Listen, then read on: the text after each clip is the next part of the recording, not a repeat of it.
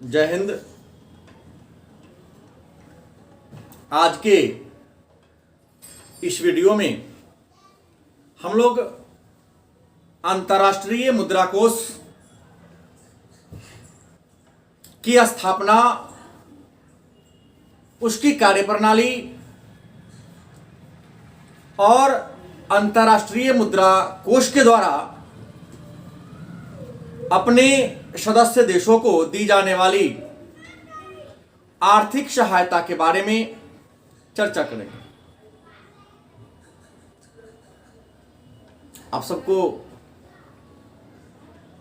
मेरा विश्वास है कि हमारे चैनल के द्वारा इस तरह का जो वीडियो बनाया जाता है, चाहे वह विश्व बैंक पर बना हो, राम जन्मभूमि बाबरी मस्जिद पर बना हो, या अन्य बहुत सारे वीडियो भारतीय संविधान,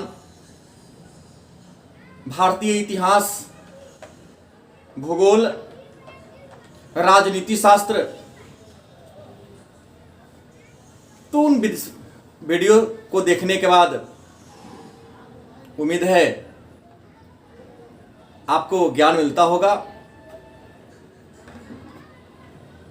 तो आपसे एक आग्रह है कि उसको देखकर एक बार कोई लाइक या कमेंट करके कमी या जो अच्छाई है उसके बारे में चर्चा करें, ताकि हमें अपने कमियों का उजागर हो सके और अच्छा है तो मेरा मनोबल और बढ़ सके। तो आइए चर्चा करते हैं। IMF क्या है? IMF अभी दरोगा की परीक्षा आने वाली है, उसके लिए मोस्ट वीवीआई प्रश्न है, यहां से प्रश्न आने की संभावना है। जानेंगे कि IMF मतलब IMF international monetary fund, international monetary fund, Hindi में अंतर्राष्ट्रीय मुद्रा कोष क्या है? तो आप लिखेंगे अंतर्राष्ट्रीय मुद्रा कोष एक वैश्विक आर्थिक संगठन है। अंतर्राष्ट्रीय मुद्रा कोष एक वैश्विक आर्थिक संगठन है। इसकी स्थापना 1944 ईस्वी के ब्रेटन वुड्स सम्मेलन के फलस्वरूप 1945 ईस्वी में की गई। 1944 में आयोजित की गई, अमेरिका के ब्रेटन वुड्स नामक शहर में आयोजित की गई सम्मेलन के फलस्वरूप 1945 ईस्वी में IMF मतलब इंटरनेशनल मॉनेटरी फंड, अंतर्राष्ट्रीय मुद्रा कोष की स्थापना की गई ब्रेटन वुड्स सम्मेलन द्वारा। इसका मुख्यालय, हेडक्वार्टर संयुक्त राज्य अमेरिका की राजधानी वाशिंगटन DC में है।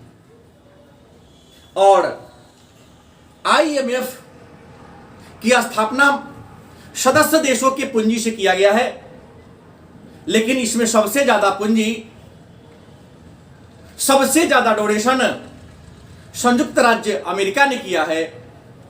यही वजह है कि IMF का जो महानिर्देशक होते हैं, IMF के जो अध्यक्ष होते हैं, वह संयुक्त राज्य अमेरिका के होते हैं।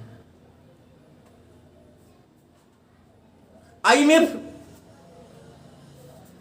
क्या प्रारंभिक सदस्यों की संख्या, IMF में प्रारंभिक या मौलिक सदस्यों की संख्या 45 थी, जो वर्तमान समय में बढ़कर 189 मतलब 189 हो गई।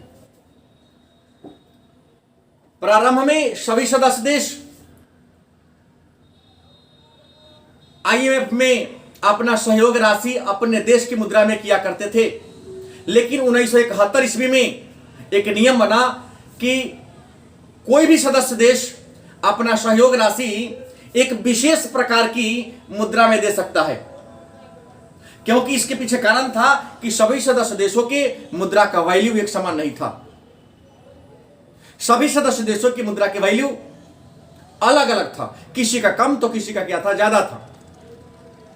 इस असमानता को दूर करने के लिए 1971 ईस्वी में IMF ने एक नई मुद्रा, जिसे पेपर गोल्ड भी कहते हैं, एक नई मुद्रा का नाम दिया, जिसको पेपर भी गोल्ड भी कहते हैं। उसका नाम है SDR, स्पेशल ड्राइविंग राइट्स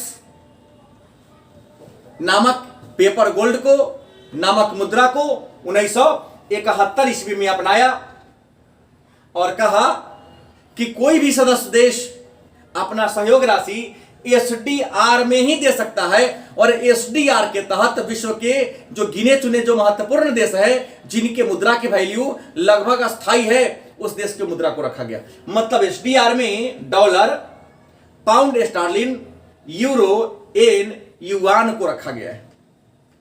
आपको सबको पता है कि डॉलर तो कई देशों की मुद्रा है, लेकिन संयुक्त राज्य अमेरिका की जो मुद्रा है डॉलर, वो सबसे अधिक अस्थायी है।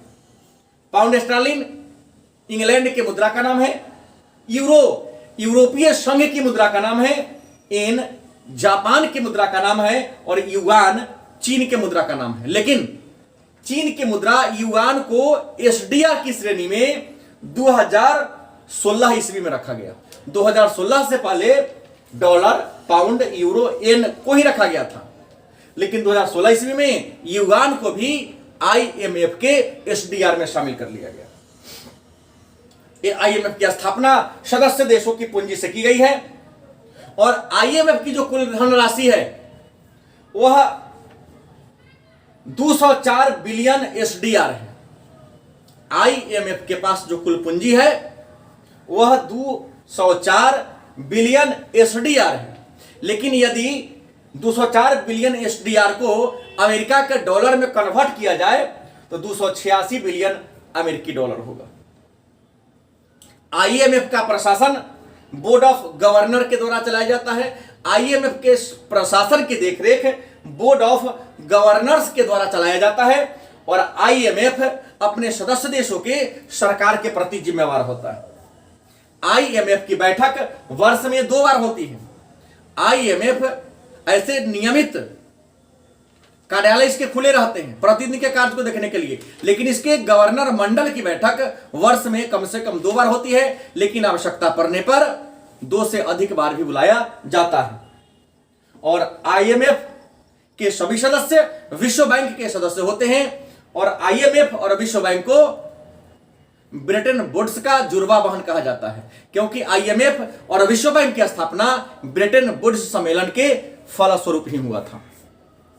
आते हैं, IMF 3 तरीके से काम करती है। मन में प्रश्न होगा कि IMF कितने तरीके से काम करती है, तो मैं आपको बता दूं IMF 3 तरीके से काम करती है। पहला, वैश्विक अर्थव्यवस्था और सदस्य देशों की अर्थव्यवस्था पर निगरानी करना, मतलब विश्व की जो अर्थव्यवस्था है उसकी देखरेख करना, निगरानी करना, और अपने सदस्य देशों की अर्थव्यवस्था पर भी निगरानी करना। भुगतान संतुलन को ठीक करने के लिए, भुगतान संतुलन को ठीक करने के लिए सदस्य देशों को ऋण देना। इसका मतलब जान ले कि कोई भी देश यदि दूसरे देश से व्यापार करता है तो वह देश या तो सोना के रूप में लेता है या डॉलर लेता है, नहीं तो अपने देश की मुद्रा लेता है। वजह कि सभी देश की मुद्रा समान नहीं है। तो जो सदस्य देश, जैसे भारत यदि अमेरिका से कारोबार करता है और भारत के कोष में अमेरिका का डॉलर नहीं है या सोना नहीं देने में सक्षम नहीं है, तो अमेरिका से कारोबार करने के लिए भारत सरकार को IMF अमेरिका का डॉलर मुहैया कराती है। उसके बाद सदस्य देशों को व्यवहारिक सहायता प्रदान करना। इसके अलावा मन में प्रश्न होगा कि IMF मतलब अंतरराष्ट्रीय मुद्रा कोष के उद्देश्य क्या है, सिद्धांत क्या है और काम क्या है। तो IMF का उद्देश्य है आर्थिक स्थिरता को बनाए रखना, आर्थिक प्रगति को बढ़ावा देना, गरीबी को कम करना, रोजगार को बढ़ावा देना, अंतरराष्ट्रीय व्यापार को सुविधाजनक बनाना।